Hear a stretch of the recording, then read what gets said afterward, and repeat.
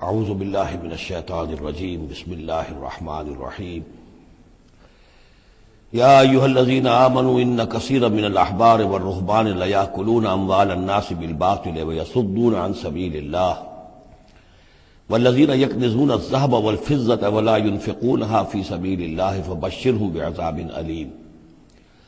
اس آیت مبارکہ کے بارے میں یہ نوٹ کر لیجئے کہ اس آیت کے حوالے سے حضرت ابو ذر غفاری رضی اللہ تعالیٰ عنہ کی رائے قائم ہو گئی تھی کہ سونا اور چاندی اپنے پاس رکھنا مطلقاً حرام ہے۔ جو لوگ کہ سونا اور چاندی اپنے پاس رکھتے ہیں، جمع کرتے ہیں، گاڑتے ہیں، ان کو کنز بناتے ہیں، خزانہ بناتے ہیں اس کے لیے، تو یہ رائے اگرچہ ان کی صحیح نہیں تھی، اس لیے کہ جو دین کا عام قانون ہے وہ یہ ہے کہ انسان حلال ذریعے سے کمائے، اس میں سے جو وہ خرچ کرے اللہ کی راہ میں وہ ٹھیک ہے، اس کو اس کا اجر ملے گا۔ اگر وہ کچھ رکھتا ہے اپنے پاس تو وہ حرام نہیں ہے، بلکہ پھر یہ کہ وہ اس کی اولاد کو منتقل ہو جائے گا، قانون وراثت ہوگا۔ اگر اپنے پاس کچھ رکھنا ہی نہ ہو تو پھر وراثت کس چیز میں ہوگی؟ اس لیے قانون تو وہی ہے، البتہ یہ ہے کہ وہ جو کہا گیا ہے کہ اللہ کی راہ میں خرچ کرو، خرچ کرو، خرچ کرو، کتنا کرو، قل العفو، تو یہ ایک روحانی تعلیم ہے، اخلاقی تعلیم ہے کہ جمع نہ کرو، اللہ کی راہ میں خرچ کر دو۔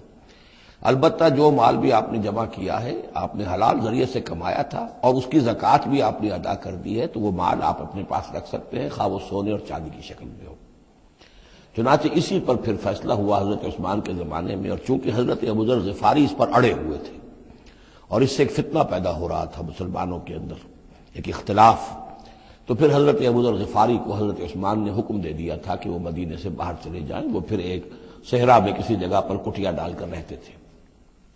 میرے نزدیک اس آیت کا اصل محل اور مقام جو ہے اس کو سمجھنا چاہیے، اور وہ ہے ان لوگوں سے متعلق ہے یہ مسئلہ جو دین کا کام کرتے ہیں، احبار ہیں، رہبان ہیں۔ یہ لوگ اپنا وقت، اپنی صلاحیتیں، اپنی قوتیں لگاتے ہیں دین کے لیے۔ عام لوگوں کا معاملہ اور ہے، وہ کاروبار کر رہے ہیں، کوئی پروفیشن ہے، کوئی اپنا اور بزنس ہے، اس کے حوالے سے ان کے پاس آمدنی ہو رہی ہے۔ انہیں جو بھی آمدنی ہو رہی ہے وہ اللہ کے دین کی وجہ سے ہو رہی ہے۔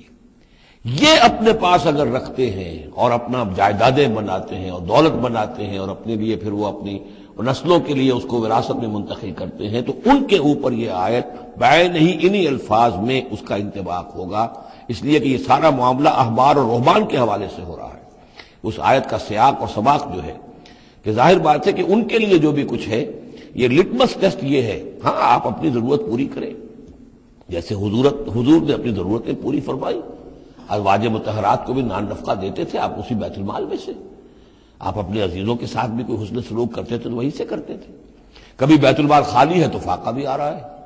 لیکن ضرورتیں پوری کریں، جائیداد بنا کر نہ چھوڑ کر جائیں۔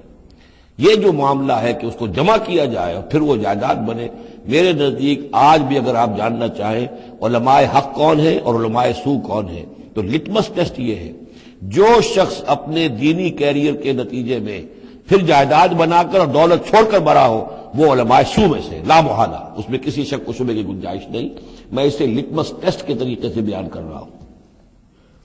یوم یحمى علیہا فی نار جہنم فتکوی بہا جباہہم وجنوبہم، جس دن کہ ان کو تپایا جائے گا اس سونے اور چاندی کو جہنم کی آگ میں، اور پھر داغے جائیں گے ان سے ان کے پیشانیاں بھی اور ان کی پسلیاں بھی اور ان کی پیٹھیں بھی۔ ھذا ما کنزتم لانفسکم، یہ ہے وہ جو تم نے اپنے لیے جمع کیا تھا، لانفسکم فذوقوا ما کنتم تکنزون، تو مزہ چکھو اپنے اس کنز کا۔ ان عدت الشہور عند اللہ 12 شہرا، اللہ کے ہاں مہینوں کی تعداد 12 ہے، فی کتاب اللہ، اللہ کی شریعت میں، اللہ کے قانون میں، تکوینی بھی اور تشریعی بھی۔ یوم خلق السماوات والارض، جس دن سے کہ اللہ تعالیٰ نے پیدا کیا آسمان اور زمین کو، منہا اربعۃ حرم، ان میں سے 4 مہینے ہیں محترم، جن کو کہ اشہر حرم کہتے ہیں، جن میں جنگ وغیرہ جو ہے وہ جائز نہیں تھی۔ ذالک الدین القیم، یہ ہے سیدھا دین، ہمیشہ کا ضابطہ اور قانون۔ فلا تظلموا فیہن انفسکم، تو ان کے معاملے میں اپنے اوپر ظلم نہ کرو۔ وہ ظلم کیا کرتے تھے؟ قریش کی اپنی مصلحت ہوئی کہ کوئی مہم انہیں کوئی لڑائی کا معاملہ ہے ان کے درپیش ہے، وہ کہتے تھے اس سال یا شرع حرم فلاں کی بجائے فلاں مہینے ہوں گے، وہ کیلنڈر کو الٹ پھیر کرتے رہتے تھے۔ کہ اس مرتبہ جو ہے یہ عمرے کے لیے مہینہ رجب کا نہیں ہوگا، فلاں ہوگا۔ اس حوالے سے وہ کیلنڈر جو تھا ڈسٹربڈ تھا، لیکن ہوا ایسا ہے قدرت خداوندی سے کہ جس سال آپ نے آخری حج کیا ہے، حجۃ الوداع، تو اس سال وہ ساری جو غلطیاں ہوتی ہیں اس کے بعد وہ جو اس کا مجموعی اور آخری نتیجہ یہ تھا کہ صحیح جگہ پر وہ کیلنڈر آ گیا تھا۔ اسی لیے حضور نے اپنے خطبہ حجۃ الوداع میں کہا ہے کہ استدار الزمان کہیئتہ یوم خلق اللہ السماوات والارض، یہ زمانہ اور یہ کیلنڈر جو ہے، تقویم جو ہے، یہ پورا چکر لگا کر ساری غلطیوں اور ترمیموں میں سے ہو کر اب ٹھیک اسی جگہ پر پہنچ گئی ہے جس مقام پر کہ اللہ نے، جس تقویم پر کہ اللہ تعالیٰ نے آسمان اور زمین کو پیدا کیا تھا، اور آج کے بعد سے ان مہینوں کے اندر کوئی الٹ پھیر نہیں ہو سکے گا۔ وَقَاتِلُوا الْمُشْرِكِينَ كَافَّةً كَمَا يُقَاتِلُونَكُمْ كَافَّةً، اور مشرکوں سے بھی جنگ کرو ایسے ہی سب کے ساتھ جیسے کہ وہ تم سے جنگ کرتے ہیں، جڑ کر، حل حال میں اور جمع ہو کر۔ وَاعْلَمُوا أَنَّ اللَّهَ مَعَ الْمُتَّقِينَ، اور جان لو کہ اللہ تعالیٰ جو ہے متقین کے ساتھ ہے۔ نسیء زیادۃ فی الکفر، یہ جو مہینوں کو ہٹا دینا تھا ادھر سے ادھر، یہ پھیر دینا جو ہے اشر حرم کا، یہ بڑھائی ہوئی بات ہے کفر کی۔ یضل بہ الذین کفروا، اس کے ذریعے سے گمراہ ہوئے ہیں وہ لوگ جنہوں نے کفر کیا۔ یحلونہ عاما، حلال کر لیتے ہیں اس مہینے کو ایک سال، ویحرمونہ عاما، اور ایک سال اسے حرام قرار دے دیتے ہیں۔ لیواطئوا عدۃ ما حرم اللہ، تاکہ تعداد پوری کر لیں اس کی جو اللہ نے حرام ٹھہرائے ہیں۔ 4 مہینے حرام ہیں آگے پیچھے پھیر کر، لیکن تعداد پوری کر دی۔ فَيُحِلُّوا مَا حَرَّمَ اللَّهُ، اس کا نتیجہ کیا نکلتا ہے کہ جو اللہ کی طرف سے محترم مہینہ تھا وہ ان کے حساب سے، ان کی غلطی سے پھر وہ حلال ہو جاتا ہے، پھر حلال کر لیتے ہیں وہ مہینہ جو اللہ نے حرام کیا ہے۔ زُيِّنَ لَهُمْ سُوءُ أَعْمَالِهِمْ، اسی طریقے سے ان کے جو برے اعمال ہیں ان کے لیے مزین کر دیے گئے، کھبا دیے گئے ان کی نگاہوں میں۔ وَاللَّهُ لَا يَهْدِي الْقَوْمَ الْكَافِرِينَ، اور اللہ کافروں کو ہدایت نہیں دیتا۔ یہاں وہ 5 رکوع ختم ہوئے ہیں کہ جن کا تعلق ہے نبی اکرم صلی اللہ علیہ وسلم کی بعثت خاصہ الی اہل العرب، اس کی تکمیل ہو گئی، اس کے مقاصد پورے ہو گئے، اس کے ضمن میں آخری احکام دے دیے گئے۔ اب جہاں سے جو شروع ہو رہا ہے 6 رکوع سے، یہ میں نے آپ کو بتایا تھا کہ یہ غزوہ تبوک کا مسئلہ ہے،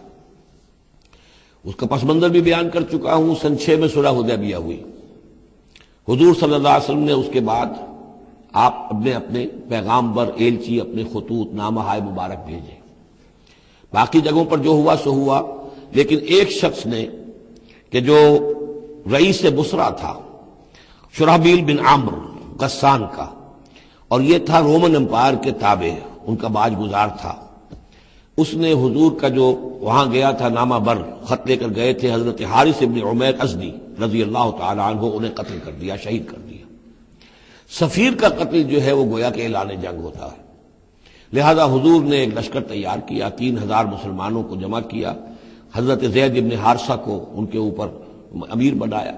اور لشکر بھیجا موتا کی طرف۔ یہ جنگ موتا ہوئی ہے سن 8 میں، جمادی الاولیٰ سن 8 میں جنگ موتا ہوئی ہے۔ اس میں ہوا یہ کہ وہاں سے رومیوں کا لشکر آ گیا 1 لاکھ کا، اور مسئلہ یہ پیدا ہوا کہ اب ہمیں مقابلہ کرنا چاہیے یا نہیں، لیکن مسلمانوں نے کہا کہ ہم تو شہادت کے شائق ہیں، شہادت ہے مطلوب و مقصود مومن، نہ مال غنیمت نہ کشور کشائی۔ تو جنگ ہوئی، نتیجہ یہ ہوا کہ حضرت زید بن حارثہ بھی شہید ہوئے۔ پھر حضور نے پہلے ہی بتا دیا تھا کہ اگر وہ شہید ہو جائیں تو پھر جعفر ابن ابی طالب جو حضور کے چچا داد بھائی تھے، حضرت جعفر طیار، پھر وہ ہوں گے کمانڈر، انہوں نے چارج لیا، وہ بھی شہید ہو گئے۔ ان کے بعد حضور نے فرمایا تھا کہ عبداللہ ابن رواحہ انصاری ہوں گے، انہوں نے چارج سنبھالا، وہ بھی شہید ہو گئے۔ پھر آخر کار حضرت خالد ابن ولید نے خود اپنے ہاتھ میں کمان سنبھالی اور کسی طریقے سے وہ اپنے اس لشکر کو بچا کر لے آئے۔ تو یہ صورتحال ہوئی جنگ موتا کی۔ اس کے بعد نبی اکرم صلی اللہ علیہ وسلم نے پھر اعلان عام کیا کہ اب میں خود جاؤں گا، اور اب وہ جنگ تبوک کا مسئلہ ہوا کہ اب تمام مسلمان، ہر صاحب ایمان کے لیے میرے ساتھ نکلنا ضروری ہے، ہم تبوک تک جائیں گے۔ تبوک آخری سرحد تھی کہ جو رومن امپائر جہاں سے شروع ہو جاتی تھی، یہ حجاز کا آخری شہر ہے، مدینے سے جہاں تک میرا اندازہ ہے کوئی 300 350 میل شمال میں ہے، اور بڑا سخت جو ہے صحرا درمیان میں آتا ہے۔